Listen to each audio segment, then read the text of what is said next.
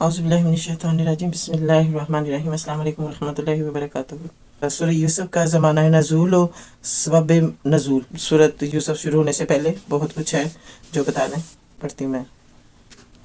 بسم اللہ الرحمن الرحیم۔ زمانہ نزول و سبب نزول۔ اس صورت کے مضمون سے مترشح ہوتا ہے کہ یہ بھی زمانہ قیام مکہ کے آخری دور میں نازل ہوئی ہوگی، جبکہ قریش کے لوگ اس مسئلے پر غور کر رہے تھے کہ نبی صلی اللہ علیہ وآلہ وسلم کو قتل کر دیں یا جلا وطن کر دیں یا قید کریں۔ اس زمانے میں بعض کفار مکہ نے غالباً یہودیوں کے اشارے پر نبی صلی اللہ علیہ وآلہ وسلم کا امتحان لینے کے لیے آپ صلی اللہ علیہ وآلہ وسلم سے سوال کیا کہ بنی اسرائیل کے مصر جانے کا کیا سبب ہوا۔ آپ لوگوں کو یہ سٹوری تو سب پتہ ہے نا کہ حضرت یوسف علیہ السلام کو بھائیوں نے کنویں میں مطلب پھینک دیا، اور اس طرح کر کے یہ ساری سٹوری آپ نے سنی بھی ہے، لیکن یہ جو ڈیٹیلز ہے نا، یہ آج میں آپ کو بتا رہی ہوں کہ کس طرح سے سورۃ یوسف اتری، کیا ہوا تھا اس سے پہلے، سورۃ اترنے سے پہلے کیا سین ہوا، وہ سارا آپ کو بتانا ہے، پھر سورۃ یوسف شروع کرنی ہے انشاءاللہ۔ سوال کیا کہ بنی اسرائیل کے مصر جانے کا کیا سبب ہوا، چونکہ اہل عرب اس قصے سے نا واقف تھے، اس کا نام و نشان تک ان کے ہاں کی روایت میں نہ پایا جاتا تھا،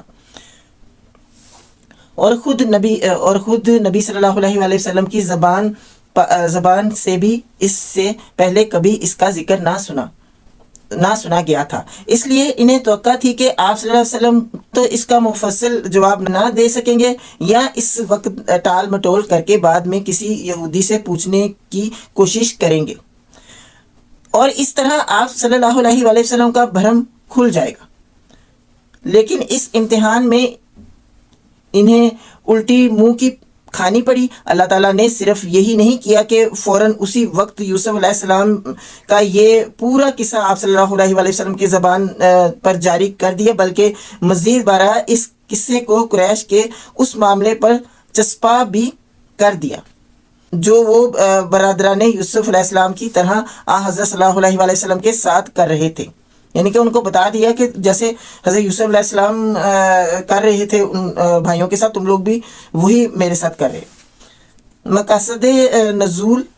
اس طرح یہ قصہ دو اہم مقاصد کے لیے نازل فرمایا گیا تھا۔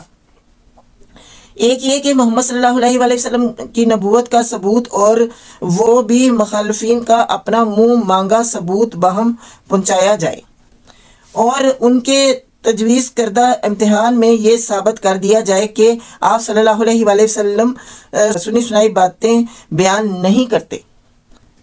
بلکہ فی الواقعہ آپ صلی اللہ علیہ وآلہ وسلم کو وحی کے ذریعے سے علم حاصل ہوتا ہے۔ اس مقصد کو آیات 3 اور 7 میں بھی صاف صاف واضح کر دیا گیا ہے، اور آیات 102 اور 103 میں بھی پورے زور کے ساتھ اس کی تصریح کی گئی ہے۔ دوسرا یہ کہ سردارانی قریش اور محمد صلی اللہ علیہ وآلہ وسلم کے درمیان اس وقت جو معاملہ چل رہا تھا، اس پر برادران یوسف اور یوسف علیہ السلام کے قصے کو چسپاں کرتے ہوئے قریش والوں کو بتایا جائے کہ آج تم اپنے بھائی کے ساتھ وہی کچھ کر رہے ہو جو یوسف علیہ السلام کے بھائیوں نے ان کے ساتھ کیا تھا، مگر جس طرح وہ اللہ کی منشیت سے لڑنے میں کامیاب نہ ہوئے اور آخرکار اسی بھائی کے قدموں میں آ رہے جس کو انہوں نے کبھی انتہائی بے رحمی کے ساتھ کنویں میں پھینکا تھا، اسی طرح تمہاری زور آزمائی بھی خدائی تدبیر کے مقابلے میں کامیاب نہ ہو سکے گی، اور ایک دن تمہیں بھی اپنے اسی بھائی سے رحم و کرم کی بھیک مانگنی پڑے گی جسے آج تم مٹا دینے پر تلے ہوئے ہو۔ یہ مقصد بھی سورہ کے آغاز میں صاف صاف بیان کر دیا گیا ہے۔ چنانچہ فرمایا، یوسف علیہ السلام اور اس کے بھائیوں کے قصے میں ان پوچھنے والوں کے لیے بڑی نشانیاں ہیں۔ حقیقت یہ ہے کہ یوسف علیہ السلام کے قصے کو محمد صلی اللہ علیہ وآلہ وسلم اور قریش کے معاملے پر چسپاں کر کے قرآن مجید نے گویا ایک سرِ گوئی پیش کر دی تھی، جس سے آئندہ 10 سال کے واقعات نے حرف بحرف صحیح ثابت کر کے دکھا دیا۔ اس سورہ کے نزول پر 1.5-2 سال ہی گزرے ہوں گے کہ قریش والوں نے برادران یوسف کی طرح محمد صلی اللہ علیہ وآلہ وسلم کے قتل کی سازش کی، اور آپ صلی اللہ علیہ وآلہ وسلم کو مجبوراً جان بچا کر مکے سے نکلنا پڑا۔ پھر ان کی توقعات کے بالکل خلاف آپ صلی اللہ علیہ وسلم کو بھی جلا وطنی میں ویسا ہی عروج و اقتدار نصیب ہوا جیسا یوسف علیہ السلام کو ہوا تھا۔ پھر فتح مکہ کے موقع پر ٹھیک وہی کچھ پیش آیا جو مصر کے پایا تخت میں یوسف علیہ السلام کے سامنے ان کے بھائیوں کی آخری حضوری کے موقع پر پیش آیا تھا۔ وہاں جب برادران یوسف علیہ السلام انتہائی عجز و درماندگی کی حالت میں ان کے آگے ہاتھ پھیلائے کھڑے تھے اور کہہ رہے تھے کہ ہم پر صدقہ کیجئے، اللہ صدقہ کرنے والوں کو نیک جزا دیتا ہے، تو یوسف علیہ السلام نے انتقام کی قدرت رکھنے کے باوجود انہیں معاف کر دیا اور فرمایا آج تم پر کوئی گرفت نہیں، اللہ تمہیں معاف کرے، وہ سب رحم کرنے والے سے بڑھ کر رحم کرنے والا ہے بے شک۔ اس طرح یہاں جب محمد صلی اللہ علیہ وآلہ وسلم کے سامنے شکست خوردہ قریش سرنگو کھڑے ہوئے تھے اور حضرت صلی اللہ علیہ وآلہ وسلم ان کے ایک ایک ظلم کا بدلہ لینے پر قادر تھے، تو آپ صلی اللہ علیہ وآلہ وسلم نے ان سے پوچھا تمہارا کیا خیال ہے کہ میں تمہارے ساتھ کیا معاملہ کروں گا؟ انہوں نے عرض کیا تمہارا کیا خیال ہے کہ میں تمہارے ساتھ کیا معاملہ کروں گا؟ انہوں نے عرض کیا آپ صلی اللہ علیہ وآلہ وسلم ایک عالی ظرف بھائی ہیں اور ایک عالی ظرف بھائی کے بیٹے ہیں۔ اس پر آپ صلی اللہ علیہ وآلہ وسلم نے فرمایا میں تمہیں وہی جواب دیتا ہوں جو یوسف علیہ السلام نے اپنے بھائیوں کو دیا تھا کہ آج تم پر کوئی گرفت نہیں، جاؤ تمہیں معاف کیا۔ تو یہ یوسف علیہ السلام کے ساتھ جو ہوا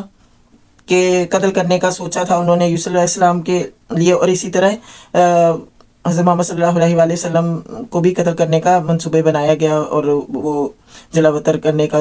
منصوبہ بنایا گیا، تو مجبوراً ان کو مکہ چھوڑنا پڑا نبی پاک صلی اللہ علیہ وآلہ وسلم کو۔ تو یہاں آپ کو یہ بتا دیا کہ سورہ یوسف کب اتری تھی، کس مطلب کیا ریزن تھی جب سورۃ یوسف اللہ تعالیٰ نے اتاری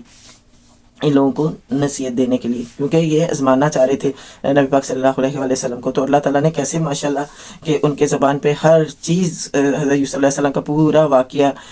جو ہے نا ان کی زبان پہ چلا دیا ماشاءاللہ۔ تو اس کو آپ غور سے سنیے گا تاکہ آپ کو جب میں مزید ابھی ہے 2200 مسائل نیکسٹ ویڈیو میں پڑھوں گی، تو یہ چیزیں آپ غور سے سن لیں گے نا تو آپ کو سورۃ یوسف سننے میں مزہ آئے گا کہ اس کا آغاز ہوا کیسے تھا، ٹھیک ہے نا، آپ کو یہ پتہ چل گیا۔ چلیں اپنا بہت خیال رکھیں، اور ایڈوانس میں رمضان مبارک، اور میں رمضان مبارک کی الحادی میں ویڈیو ڈال چکی ہوں کہ سورۃ بقرہ 185 سے آیت میں نے پڑھ کے ترجمہ اور تفسیر میں نے اپلوڈ کر دی ہوئی ہے، تو وہ آپ ضرور الحادی میں سنیے گا، ٹھیک ہے۔ جزاک اللہ۔